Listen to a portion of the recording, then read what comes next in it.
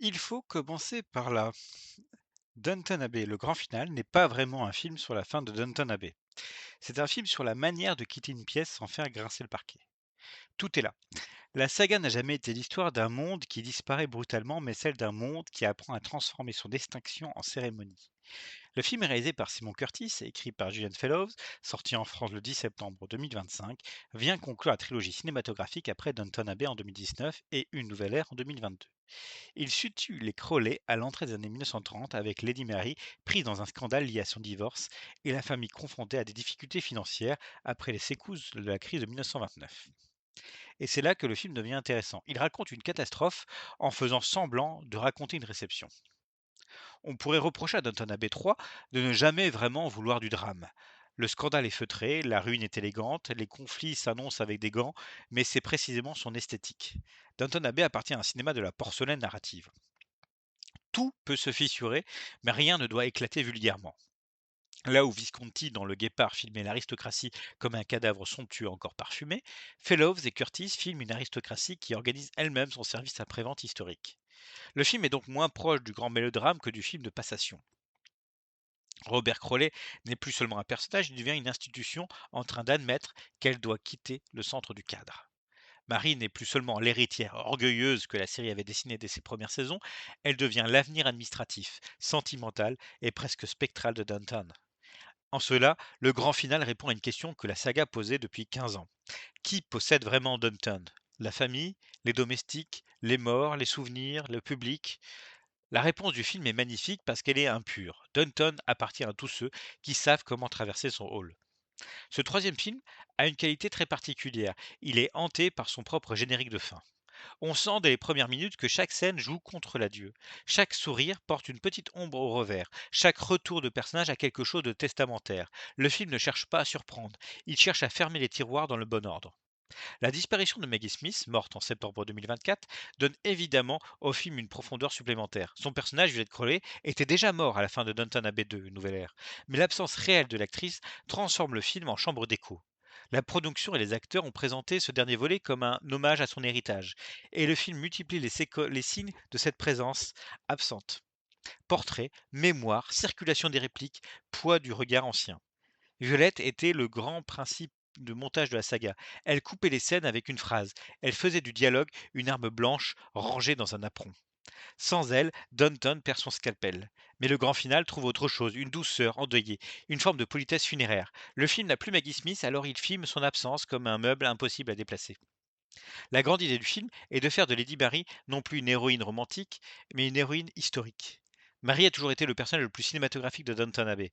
Non parce qu'elle est la plus aimable, mais parce qu'elle est la plus opaque. Michel Dockery joue Marie avec cette dureté fragile que le cinéma adore.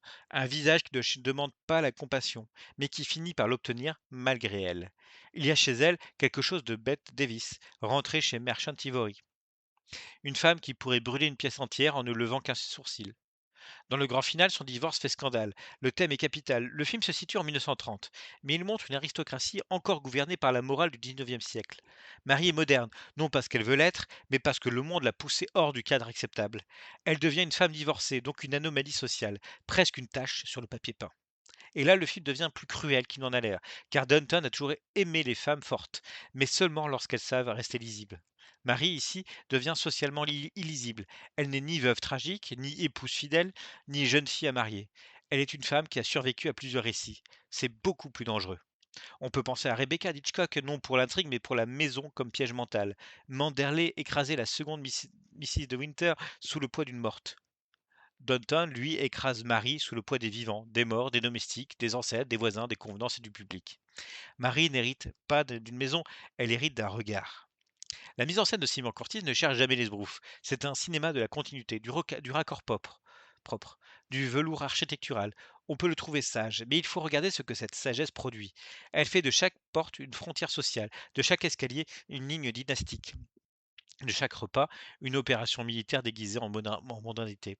Dans La règle du jeu de Renoir, la maison aristocratique était un théâtre où chacun jouait sa classe jusqu'au massacre symbolique. Chez Renoir, les maîtres et les domestiques courent dans les couloirs comme des particules affolées.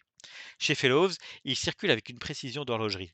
Mais le principe est le même. La demeure est un organisme. Elle digère des passions, recrache les convenances, transforme les crises en horaires. La différence est politique. Renoir regarde l'aristocratie avec une tendresse désespérée et une férocité démocratique. Downton Abbey la regarde avec nostalgie, certes, mais aussi avec une conscience aiguë de son obsolescence. Ce n'est pas révolutionnaire, c'est même parfois délicieusement conservateur, mais c'est plus ambigu qu'on ne le dit. La série et les films n'ont jamais vraiment affirmé que l'ancien monde était juste.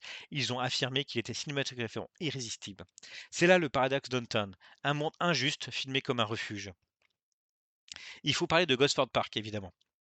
Avant Downton Abbey, Julian Fellows avait écrit le scénario du film de Robert Altman, sorti en 2001, Gosford Park. C'est le laboratoire acide de Downton. Même aristocratie, même domestique, même couloir, mais une vision infiniment plus venimeuse. Altman filmait la demeure comme une ruche malade.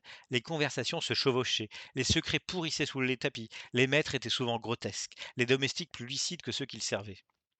Downton Abbey est né de cette matrice, mais en a retiré une grande partie du poison. Là où Altman faisait du château une scène de crime social, Fellows en fait une scène de réconciliation. Le grand final pousse cette logique jusqu'à son terme. Tout problème doit trouver son arrangement, tout scandale son protocole de réparation, toute douleur sa place dans l'album de famille. Mais ce n'est pas forcément une faiblesse, c'est même la définition de la saga. Downton Abbey est un soap-opéra qui rêve d'être du Visconti, mais qui préfère finalement être du Noël Coward avec des larmes dans les manchettes. La présence de Noël Coward dans le film est passionnante. Elle n'est pas seulement décorative, elle dit quelque chose de très profond. L'aristocratie en 1930 n'est plus seulement concurrencée par l'argent ou la démocratie, elle est concurrencée par le spectacle. Coward représente une modernité théâtrale, ironique, rapide, urbaine. Il comprend les codes aristocratiques parce qu'il sait les jouer. C'est un intrus idéal. Il n'est pas noble au sens ancien, mais il possède l'arme suprême du XXe siècle, le style. Le film fait ainsi entrer dans Downton une autre forme de pouvoir, non plus le lignage, mais la célébrité. Cela rejoint l'un des grands motifs des films d'Anton Abbey. L'arrivée du cinéma, du théâtre, de la culture de masse, une nouvelle ère flirtait déjà avec Chantons sous la pluie, avec l'irruption du tournage et du parlant. Le grand final prolonge cela. L'abbaye n'est plus seulement une maison, elle devient un décor, et c'est vertigineux. Car si Downton devient un décor, alors les Crowley deviennent eux-mêmes des personnages conscients de leur propre représentation. Le film touche ici à quelque chose de presque méta. Les Crowley organisent leur survie sociale comme la saga organise son adieu au public. Il faut inviter les bonnes personnes, produire la bonne image, faire circuler la bonne rumeur, réussir la bonne scène. Downton ne se contente plus d'exister, Downton doit être vu. Le personnage de Thomas Barrow est dans cette perspective l'un des plus beaux fils rouges de toute la saga. Ancien domestique amer, manipulateur, blessé, souvent cruel parce que condamné à se cacher, Thomas est devenu peu à peu le grand personnage queer de Downton Abbey. Son départ avec Guy Dexter dans le film précédent ouvrait déjà une porte vers un ailleurs. Hollywood, le cinéma, l'Amérique, le possible. Dans le grand final, son retour aux côtés de Guy Dexter et dans l'orbite de Coward dessine une petite utopie discrète. Pas une utopie militante au sens moderne, mais une utopie de la circulation. Thomas n'est plus seulement enfermé dans le sous-sol symbolique de Downton, il revient comme quelqu'un qui a trouvé une autre scène où exister. C'est très beau, parce que Downton Abbey n'a jamais été révolutionnaire dans sa représentation de l'homosexualité. Mais la trajectoire de Thomas possède une vraie émotion romanesque. Il est passé de l'ombre au mouvement, de la rancœur à une forme de dignité, de la maison comme prison à la maison comme souvenir. On peut penser à Maurice de James Ivory, pas dans le ton bien sûr, mais dans cette idée d'un amour homosexuel qui doit chercher un espace hors des conventions. Thomas ne détruit pas Downton, il lui survit. C'est déjà énorme. Le film est également un récit sur les domestiques, mais d'une manière plus crépusculaire. Carson se retire, Miss Patmore s'efface, Daisy monte en responsabilité. Là encore, tout est passation. Carson est un personnage presque fordien. Il est la tradition incarnée, le gardien du temple, le shérif du protocole. Il croit à la maison comme John Wayne croit parfois à la frontière, non parce qu'elle est rationnelle, mais parce qu'elle donne une forme au monde. Carson n'est pas seulement un réactionnaire, il est métaphysiquement rangé. Le chaos lui semble une faute de goût. Daisy, à l'inverse, incarne une ascension lente, presque têtue. Elle n'est pas une révolutionnaire spectaculaire, mais elle est la preuve que le sous-sol bouge. Elle devient une professionnelle, une femme capable, une héritière de cuisine. Là où Marie hérite de l'abbaye, Daisy hérite du feu. C'est peut-être moins noble, mais c'est plus vital. Et là, le film est plus malin qu'il en a l'air. Il montre que la modernité ne vient pas seulement du salon, elle vient aussi des offices. Le monde change par les femmes, par le travail, par les gestes répétés, par les savoir-faire transmis.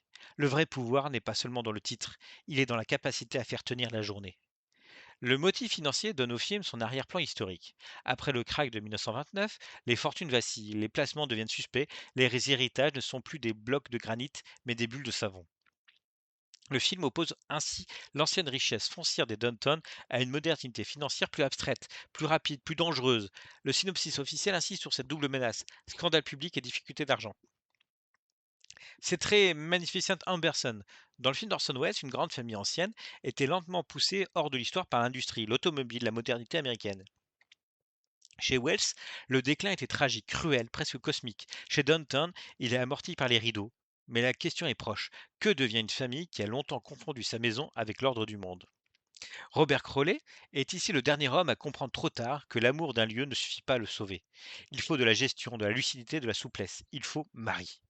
La grande scène invisible du film, c'est donc celle-ci. Un père accepte que sa fille soit meilleure que lui pour sauver ce qu'il aime. Ce passage de Robert à Marie est le cœur émotionnel du film, et il faut insister sur son importance symbolique. Pendant longtemps, Downton a été structuré par des hommes qui possèdent et des femmes qui maintiennent. Or, le grand final inverse doucement la logique. Marie ne maintient plus seulement, elle gouverne. Elle n'est pas seulement la gardienne du souvenir, elle est la technicienne de l'avenir. Elle comprend que Downton ne survivra qu'en cessant d'être une relique pure. Elle accepte les compromis. Elle sait que la maison doit devenir autre chose, sans cesser d'être elle-même. C'est presque une définition du cinéma patrimonial à britannique. Changer sans avoir l'air de trahir. Merchant Ivory a bâti une partie de son œuvre sur cette tension.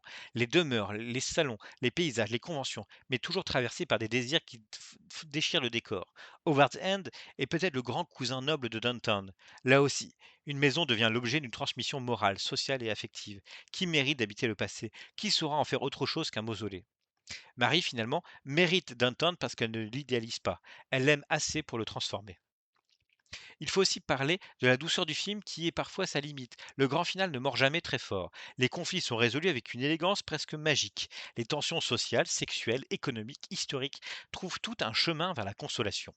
Un critique de rogerebert.com note d'ailleurs que le film travaille beaucoup par affection, notamment dans sa manière de retarder et magnifier l'apparition de la maison elle-même, comme si l'abbaye était moins un décor qu'une star revenant sous les applaudissements. C'est très juste. Downton est filmé comme Garbo, on attend son visage. Cette stratégie peut agacer. Elle transforme l'histoire sociale britannique en ballet réparateur. La crise de 1929 devient un problème de placement et de conversation. Le divorce devient un obstacle mondain. Les domestiques restent globalement fidèles à une maison qui symbolise pourtant leur subordination. Le film ne déconstruit pas son monde, il le revernit. Mais il faut peut-être accepter que Downton Abbey n'est pas Ken Loach en frac. Ce n'est pas un cinéma de la lutte, c'est un cinéma de la survivance sentimentale. Sa vérité n'est pas sociologique, elle est rituelle. Le film appartient donc à une famille très précise, celle des œuvres qui savent qu'elles mentent un peu, mais qui mentent avec une telle cohérence esthétique qu'on finit par croire à leur émotion. On pourrait citer Le Guépard, pour la fin d'un monde aristocratique transformé en cérémonie visuelle, La Règle du jeu, pour la maison comme machine sociale, Gosford Park, pour l'architecture maître domestique, mais en version venin originelle. Howard's End pour la maison comme héritage moral, les vestiges du jour pour la dignité tragique du service, même si Danton refuse la sécheresse douloureuse de James Ivory. The Magnificent Ambersons pour la famille ancienne confrontée à une modernité économique et technique qui ne demande pas la permission. Et même Sunset Boulevard, si l'on ose, non parce que Marie serait Norma Desmond, mais parce que Downton, comme la demeure de Norma, est un lieu qui sait que le monde extérieur a changé et qui continue pourtant à réclamer son gros plan. La plus belle idée du film tient peut-être dans sa gestion du temps. Downton Abbey a toujours été une saga du calendrier. Mariage, enterrement, bal, fêtes, saison, guerre, naissance, héritage. Le temps ne passe jamais abstraitement. Il passe par les invitations, les menus, les uniformes, les lettres reçues sur un plateau. Dans le grand final, le temps devient presque visible. On ne regarde pas seulement des personnages vieillir, on regarde une fiction apprendre à mourir proprement. La fin, avec Marie qui se souvient, est bouleversante parce qu'elle assume enfin ce que la saga a toujours été. Non pas une fresque réaliste sur l'aristocratie, mais une machine à fabriquer de la mémoire. Les flashbacks ne sont pas seulement des clins d'œil, ils disent que Downton est désormais entièrement composé de fantômes. Matthew, Sibyl, Violette, les morts ne sont plus hors champ, ils sont devenus la charpente. Le film ne ferme pas Downton comme on ferme une porte, il l'allume comme une veilleuse. Alors, est-ce un grand film? Pas au sens où Le Guépard est un grand film, pas au sens où Renoir, Wells ou Ivory ont produit des grandes formes critiques.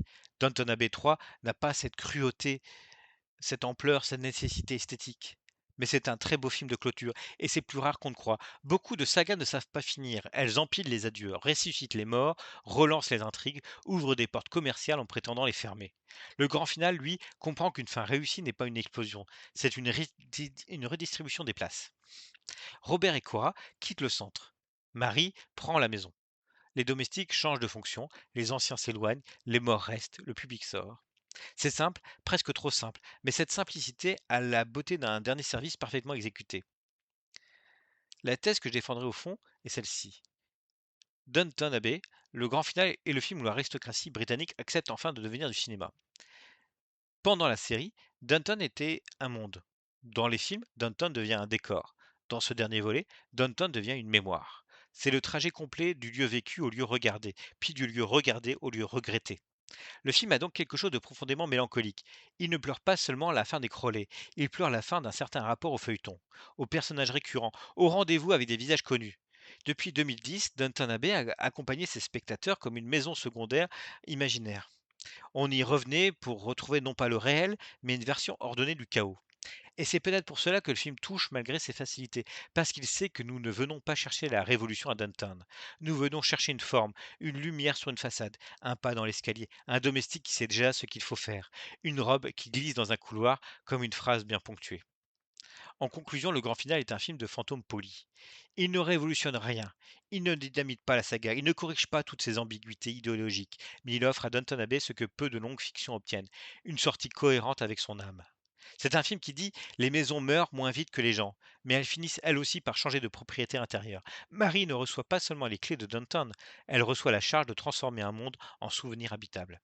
Et dans le dernier mouvement, quand le film regarde une dernière fois ses morts, ses vivants, ses couples, ses enfants, son grand escalier, ses salons, ses domestiques et ses maîtres, il nous demande pas de croire que le monde était juste. Il nous demande de reconnaître que pendant quelques années, il fut magnifiquement raconté. Et c'est déjà beaucoup. Un dernier plan sur Downton, c'est un peu comme un dernier verre dans un salon où personne n'ose dire que la fête est finie. La musique baisse, les invités sourient, quelqu'un ferme les rideaux, et la maison, elle, continue de regarder.